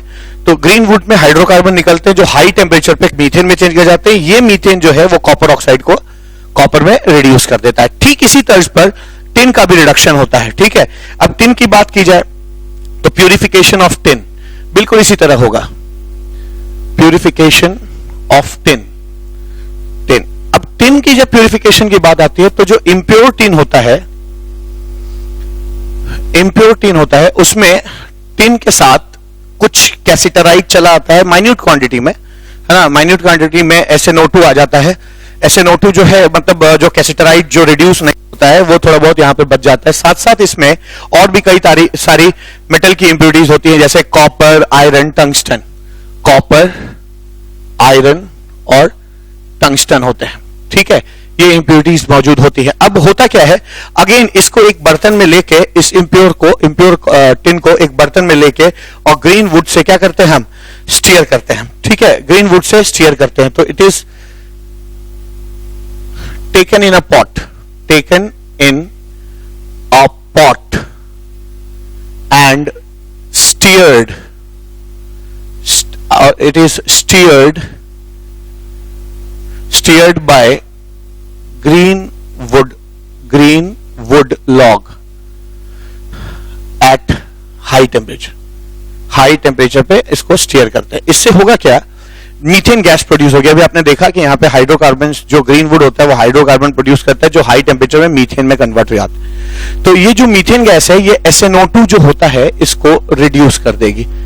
इथेन गैस जो है वो CO2 में कन्वर्ट हो जाएगा, साथ में H2O होगा और साथ में टिन बनेगा। तो यहाँ पे 4 ऑक्सीजन है, इसको 2 कर लिया, और यहाँ पे 2 मोल टिन मिल जाएगा। आशा ये बैलेंस्ड है। आप देखेंगे तो ये जो टिन है, ये टिन जो आपको मिला है ये 99% प्योर टिन होगा। ठीक है, 99% प्योर टिन हो जाएगा। तो ये चीज होता है प्यूरिफिकेशन ऑफ टिन में। सेम वही काम करते हैं, इसको एक पॉट में ठीक है, इसको एक पॉट यानी बर्तन में लेके गर्म करते हैं और ना हरी लकड़ी से इसको स्टीयर किया जाता है। स्टीयर करने से हरी लकड़ी में से हाइड्रोकार्बन निकलता है जो हाई टेम्परेचर पे टूट के मीथेन बनाता है। मीथेन जो है वो SnO2 को रिड्यूस कर देता है टिन में। ठीक है, अब बात रही इन मेटल्स की, तो ये मेटल्स भी क्या करते हैं, इतने हाई टेम्परेचर पे ऑक्साइड बना लेते हैं और ये ऑक्साइड जो है उस बर्तन के ऊपर एकदम मलाई की तरह एक लेयर बना देते हैं, स्कम बना देते हैं, जिसको आप स्किम ऑफ कर देते हैं तो ये ऑक्साइड्स भी सारे निकल जाते हैं, आपको टिन मिल जाता है। तो दूसरी बात क्या है, दूसरी बात यह है कि copper, iron and tungsten form oxide and form a layer of scum which is skimmed off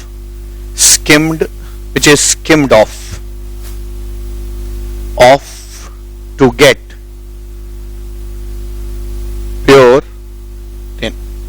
ठीक है, तो फिर से मैं रिवाइज कर दूं, टिन में इम्प्योर टिन जो होता है उसमें SnO2, copper, iron, tungsten impurity रहते हैं, माइन्यूट क्वांटिटी में रहते हैं और इन माइन्यूट क्वांटिटी में जो चीजें होती हैं इम्प्योरिटी, उसके साथ जो टिन मिलता है हमको, उसको हम एक बर्तन में रखकर ग्रीन वुड के साथ स्टीयर करते हैं। ग्रीन वुड हाई टेम्परेचर पर मीथेन गैस प्रोड्यूस करता है हाइड्रोकार्बन, वो हाइड्रोकार्बन हाई टेम्परेचर में मीथेन में चेंज करता है, मीथेन SnO2 को रिड्यूस करता है टिन में जो 99% प्योर टिन मिलता है। और ये सारे जो मेटल्स हैं वो ऑक्साइड बना के एक लेयर बनाते हैं स्कम की, जिसको आप सेपरेट करके ना टिन निकाल लेते हैं। ठीक है, तो ये आपका थर्ड प्रोसेस हुआ प्यूरिफिकेशन का। आइए फोर्थ प्रोसेस देखते हैं, electrolytic refining. Fourth, electrolytic refining बड़ा ही सिंपल प्रोसेस है और इस प्रोसेस में होता क्या है देखा जाए। इलेक्ट्रोलिटिक रिफाइनिंग में होता यह है कि हम एक इलेक्ट्रोलिटिक सेल बनाते हैं।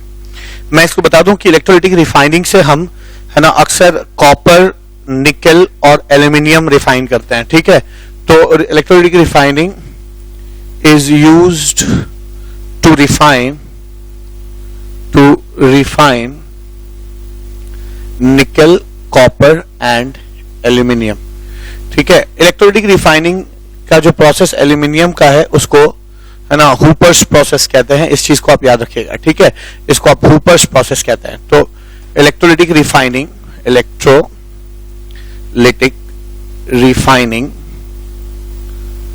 of aluminium is called Hooper's process। अब Hooper's process के बहुत डिटेल में नहीं जाना क्योंकि एनसीईआरटी में नहीं है, बस आप इसको हल्का सा एक ओवरव्यू जान लीजिए कि इलेक्ट्रोलिटिक रिफाइनिंग होता कैसे। इलेक्ट्रोलिटिक रिफाइनिंग में हम करते क्या है, एक इलेक्ट्रोलिटिक सेल लेते हैं, और मैं जनरल बता रहा हूं आपको तीनों मेटल्स के लिए। इम्प्योर जो मेटल होता है उसको हम लोग एनोड बना देते हैं। ठीक है, प्योर मेटल को कैथोड बनाते हैं और इसको हम लोग ऐसे बैटरी से कनेक्ट करके इसमें मोल्टन मेटल ले लेते हैं। तो ध्यान दीजिएगा, ये एनोड है, एनोड उसे कहते हैं जहां ऑक्सीडेशन हो, एनोड है, और ये इम्प्योर मेटल से बनता है।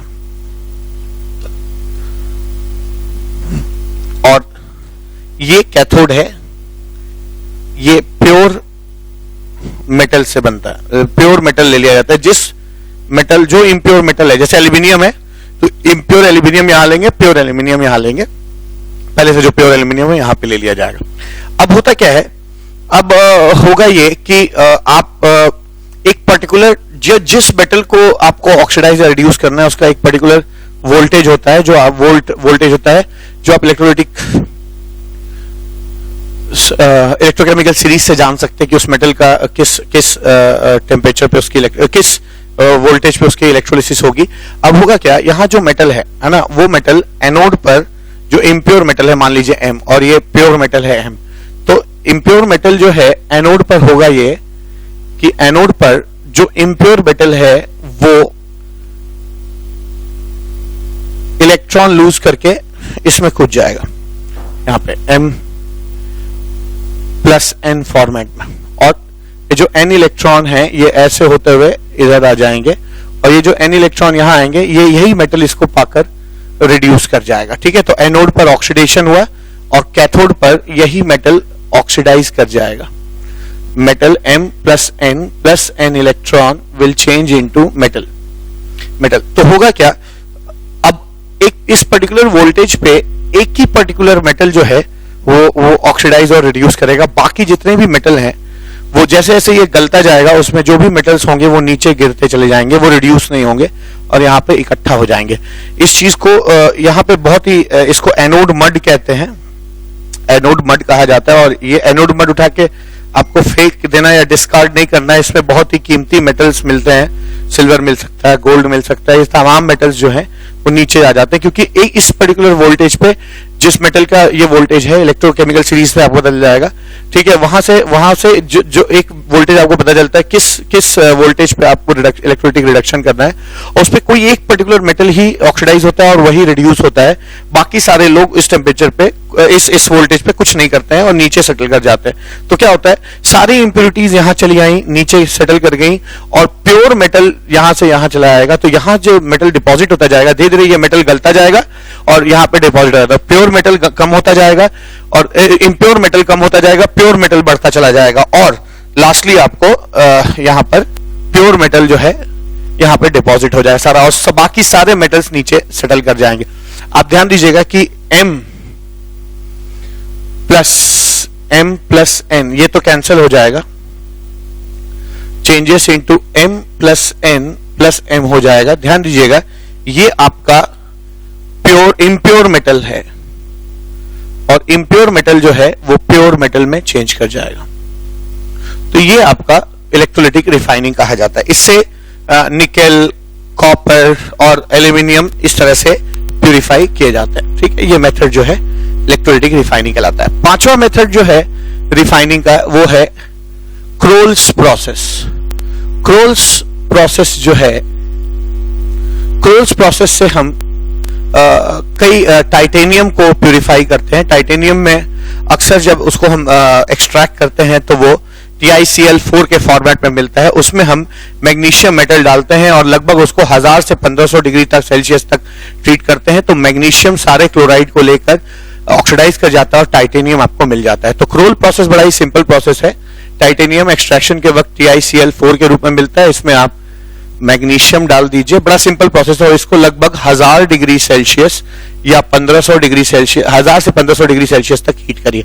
देखिए इसमें इस प्रोसेस के डिटेल में मत जाने की जरूरत नहीं है। क्रोल्स प्रोसेस से आप क्या रिड्यूस क्या प्यूरिफाई करते हैं, बस इतना आपको याद रखना है, आपके कंपटीशन के लिए काफी होगा, ठीक है। तो आपको बस याद रखना है कि क्रोल प्रोसेस से टाइटेनियम का प्यूरिफिकेशन होता है। यहाँ पे आपको प्योर टाइटेनियम मिल जाएगा और साथ में MgCl2 मिल जाएगा। MgCl2 काफी सॉल्युबल सॉल्ट होता है, तो आप इसको अगर वाटर से लीचिंग करेंगे तो जो है MgCl2 आपका सेपरेट आउट कर जाएगा, आपको टाइटेनियम के ग्रैन्यूल्स मिल जाएंगे, तो ये आपका प्रोसेस जो है वो क्रोल्स प्रोसेस कहलाता है। दूसरा प्रोसेस सिक्स्थ प्रोसेस जो है वो वेपर फेज रिफाइनिंग कहा जाता है। वेपर फेज रिफाइनिंग कहते हैं। सिक्स्थ प्रोसेस जो है वो वेपर फेज रिफाइनिंग कहा जाता है। वेपर फेज रिफाइनिंग में बहुत ही फेमस प्रोसेसेस हैं, दो प्रोसेस है, मॉन्स प्रोसेस और वैन आर्कल डिबॉयर प्रोसेस है, ठीक है। तो पहला प्रोसेस क्या है वेपर फेज रिफाइनिंग में, मॉन्स प्रोसेस। मॉन्स प्रोसेस आपको याद रखना है, बहुत फेमस प्रोसेस है मॉन्स प्रोसेस।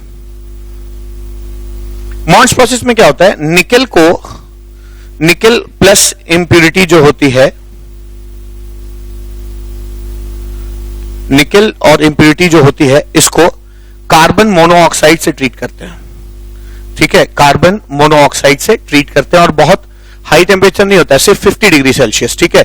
50 डिग्री सेल्सियस पे हीट करते हैं और ऐसा करने पर जो ये कार्बन मोनोऑक्साइड है वो निकल से कंबाइन करके एक कॉम्प्लेक्स बनाता है NiCO4। ये मैं आपको कोऑर्डिनेशन केमिस्ट्री में भी मैंने मॉन्स प्रोसेस पढ़ाया है।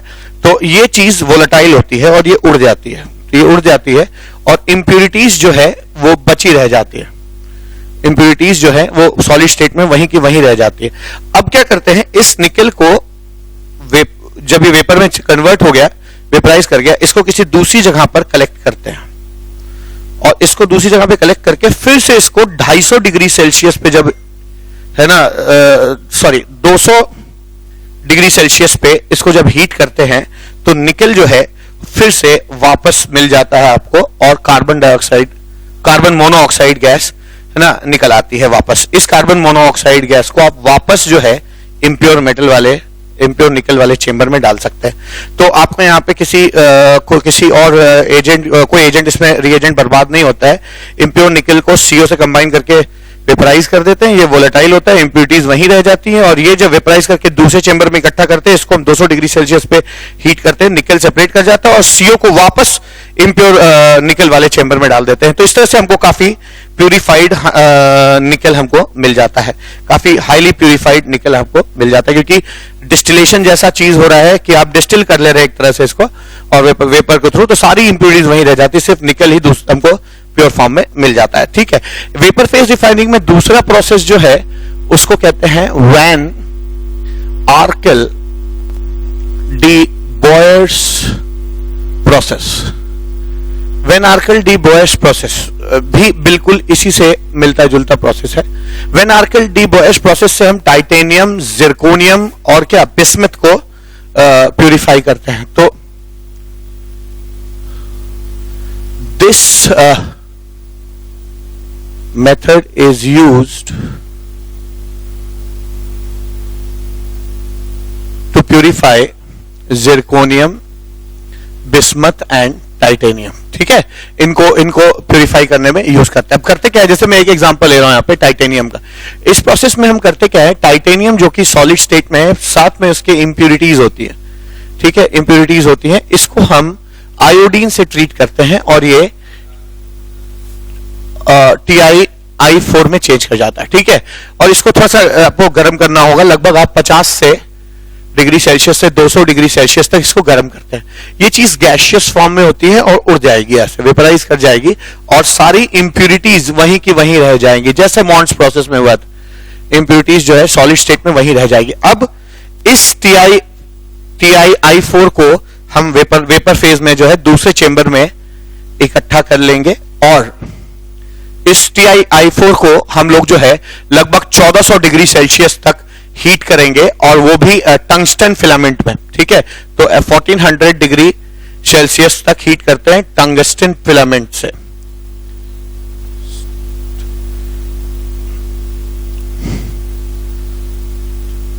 टंगस्टन फिलामेंट से हीट करते हैं, टंगस्टन फिलामेंट से हीट करते हैं, और ऐसा करने पर टाइटेनियम जो है वो सॉलिड स्टेट में सेपरेट कर जाता है, और साथ साथ फिर से आयोडीन आपकी रिकवर कर जाती है ना सॉलिड स्टेट में।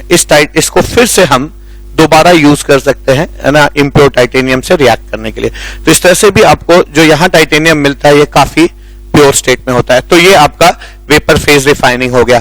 ठीक है, आइए 7वां प्रोसेस देखते हैं।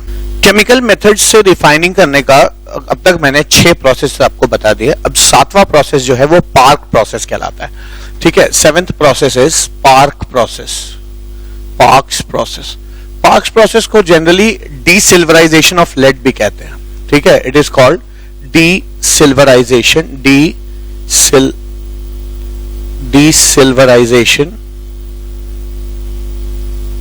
ऑफ लेड भी कहा जाता है, डीसिल्वराइजेशन ऑफ लेड। अब होता क्या है, डीसिल्वराइजेशन ऑफ लेड कहा जाता है। डीसिल्वराइजेशन ऑफ लेड में होता यह है कि हम करते यह है कि लेड जिसमें सिल्वर इंप्योरिटी के रूप में है उसको हम निकालना चाहते हैं। तो आप क्या करिए, एक बर्तन ले लीजिए और उसमें लेड ले लीजिए, इंप्योर लेड है और लेड में इंप्योरिटी के रूप में सिल्वर मौजूद है मान लीजिए। ठीक है, इंप्योरिटी के रूप में सिल्वर मौजूद है। आप इसमें जिंक डालते हैं, टोटल जो इतना आयरन होता है, जितना लेड होता है, इसका 1% जिंक डाल के इसको हीट किया जाता है ना, मोल्टन कर दिया जाता है, हीटेड ताकि ये मोल्टन स्टेट में पहुंच जाए। या आप यहां पर देख सकते हैं इसको इतना गर्म किया गया है कि ये मोल्टन स्टेट में पहुंच गया और मोल्टन स्टेट में पहुंच जाता है। और फिर जैसे इसको एक काम करिए, आप इंप्योर लेड को जिसमें सिल्वर इंप्योरिटी है उसको गला लीजिए एक बर्तन में। फिर आप जितना इसका वेट है उसका 1% जिंक डाल दीजिए और इसको थरोली एजिटेट करिए, इसको हिलाइए। ठीक है, सेकेंड स्टेप क्या हो जाएगा, heated. Second is it is after addition of zinc it is thoroughly agitated. Agitated. ऐसा इसलिए करते हैं क्योंकि जो ऐसा करने से जिंक जो है वो जिंक में सिल्वर 300 गुना ज्यादा घुलने की टेंडेंसी रखता है ना लेड के रेस्पेक्ट में। ठीक है, तो क्या होगा, सारा सिल्वर जो है एजिटेशन से क्या होगा, जिंक में घुल जाएगा और एलॉय बना के एक लेयर उसका सेपरेट हो जाएगा, फिर आप उस लेयर को अलग कर लीजिए। तो सेकंड पॉइंट क्या है इसका कि इसका प्रिंसिपल क्या है, silver is 300 times more soluble in zinc than lead. तो होगा क्या, जब आप इसको एजिटेट करेंगे तो जितना भी सिल्वर होगा उस जिंक में घुलकर एलॉय बनेगा, और इसको आप जब ठंडा होने देंगे तो इसमें आपको 2 लेयर मिल जाएगी। एक लेयर होगी जिसमें जिंक और सिल्वर एक दूसरे में घुले होंगे, ऑफ कोर्स ठंडा होने के बाद इसको एलॉय कहेंगे, तो जिंक और सिल्वर एलॉय हो जाएगा। और ये जो है आपका लेड होगा जिसमें सिर्फ 0.0004% अभी भी सिल्वर बच चुका होगा, बाकी सारा सिल्वर जिंक के साथ में घुल गया होगा, एलॉय बना लिया होगा। यानी आपको यहां पर 99.9996% प्योर लेड मिल जाता है। ठीक है, लेड मिल जाता है। इस प्रोसेस को हम लोग पार्क्स प्रोसेस कहते हैं। इसको इसमें है ना, लेड का जो लेयर है, लेड इज सेपरेटेड। इसको आप सेपरेट करेंगे तो यहां जो आपको लेड मिलेगा वो आपका 99.9996% प्योर लेड मिल जाएगा। ठीक है, तो ये प्यूरिफिकेशन का प्रोसेस पार्क्स प्रोसेस कहलाता है। याद रखिएगा, पार्क्स प्रोसेस में हम इम्प्योर लेड लेते हैं। लेड में अक्सर सिल्वर इम्प्योरिटी के रूप में पाया जाता है। इसको गलाइए, जिंक डालिए, इसमें 1% गर्म करिए, थरोली एजिटेट करिए, सारा सिल्वर जिंक में घुलकर एक अलग लेयर बना देगा ठंडा करने पे, और सारा लेड जो है वो भारी होने की वजह से, लेड भारी होता है, नीचे बैठ जाएगा। ठंडा होने पे इन दोनों को किसी पर्टिकुलर प्रोसेस से सेपरेट कर देते हैं और जो आपको लेड मिलता है वो 99.9996% प्योर लेड मिल जाएगा। तो ये आपका रिफाइनिंग प्रोसेस है लेड का और सिल्वर निकालने का लेड में से। ठीक है, 8वां प्रोसेस जो है, लास्ट प्रोसेस उसका पुडिंग प्रोसेस कहलाता है। पुडिंग प्रोसेस जो है वो बेसिकली कास्ट आयरन को रॉट आयरन में चेंज करने का प्रोसेस है। ठीक है, तो इसमें हम क्या करते हैं, puddling process is used to convert cast iron into wrought iron. Wrought iron malleable iron होता है, मैंने मेटलर्जी में पढ़ा है। ठीक है, ये मेलिएबल होता है, और कास्ट आयरन जो होता है वो उतना मेलिएबल नहीं होता है, ब्रिटिल होता है। और कास्ट आयरन में बहुत सारी इंप्योरिटी होती है, जबकि रॉट आयरन जो है वो काफी प्योर माना जाता है। तो करते क्या है, इसमें कास्ट आयरन ले लेते हैं। कास्ट आयरन में बहुत सारी इंप्योरिटीज पाई जाती हैं। ठीक है, इसमें कास्ट आयरन में आपको इंप्योरिटी के रूप में कार्बन मिल जाएगा, सल्फर मिल जाएगा, सिलिकॉन मिल जाएगा, मैंगनीज मिल जाएगा और साथ साथ फास्फोरस मिल जाएगा। कास्ट आयरन को इतने इंप्योरिटीज के साथ हम एक फर्नेस में हीट करते हैं। जैसे मैंने बताया कि इनको ऑक्सीजन से ऑक्सीडाइज ना करके हेमेटाइट से ऑक्सीडाइज करेंगे, तो एक फर्नेस लेते हैं जिसमें लाइनिंग जो है वो हेमेटाइट की होती है, हेमेटाइट लाइनिंग होती है। हेमेटाइट Fe2O3 हो जाएगा। और ये Fe2O3 करता क्या है, ये जो ऑक्सीजन है हेमेटाइट का, ये इनको ऑक्सीडाइज, जैसे कार्बन अगर हेमेटाइट से रिएक्ट करेगा तो जो है वो कार्बन मोनोऑक्साइड में चेंज कर जाएगा और आपको आयरन मिल जाएगा प्योर फॉर्म में। इस तरह का कुछ रिएक्शन होता है। ऐसा ही सल्फर जो है अगर हेमेटाइट से रिएक्ट करेगा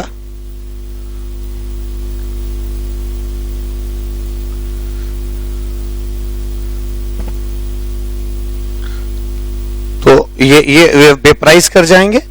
तो इसमें बस फंडा वही है क्या कि इसमें भी हम इन लोगों को वोलेटाइल इनके ऑक्साइड में कन्वर्ट कर रहे हैं और ये वोलेटाइल ऑक्साइड जो है एस्केप कर जाते हैं और प्योर आयरन आपको मिल जाएगा। ठीक है, तो आपको जो यहाँ पे मिलता है वो रॉट आयरन है।